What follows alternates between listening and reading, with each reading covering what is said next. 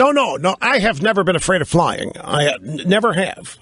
For some reason, I have literally no concerns. I think one of the reasons why my father did own that little airplane. I sat next to it. I flew it now and then. I watched him take it off, land it enough times that if back then, I thought if he had an emergency when he was flying us around, that I could land it. I was confident I could do that. I'd seen it enough.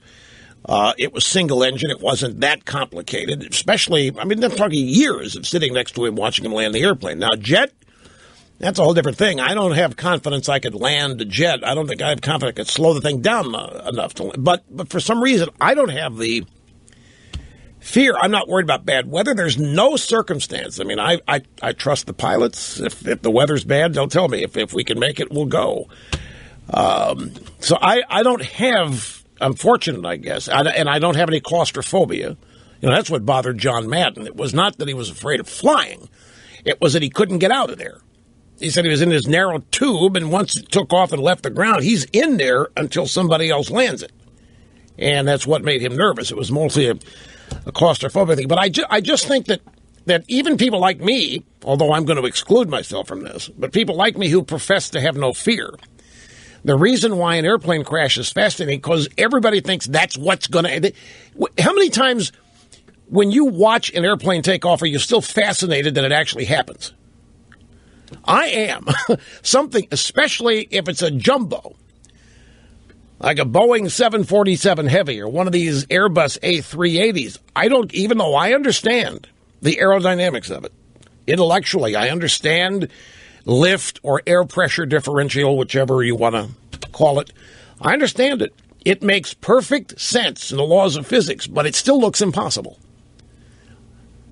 And you still marvel at it every time it happens. And we're on a golf course, the airplane flies over, everybody stops and looks at it. Despite how many times have you seen an airplane fly by? And if it's a military jet doing a flyby, say at the Super Bowl or a football game, and it's at 1,000 or 500 feet, and it's on full afterburner, and the noise, that's the sound of freedom flying overhead. You stand up and you cheer, and you thank God for flight. And you thank God you're an American.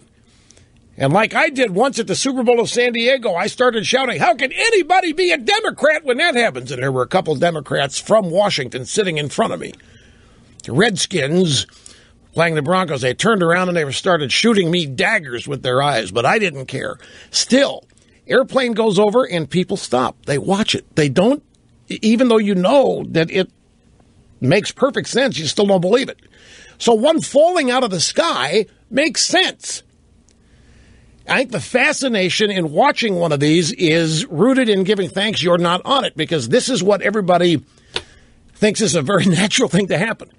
That, in other words, a successful airplane flight is cheating the odds. In people's subconscious, I don't think this is something that they ponder each and every day in their front lobes. But there has to be, I could be all wet here, but there has to be a reason why an airplane crash totally dominates a news cycle for days sometimes.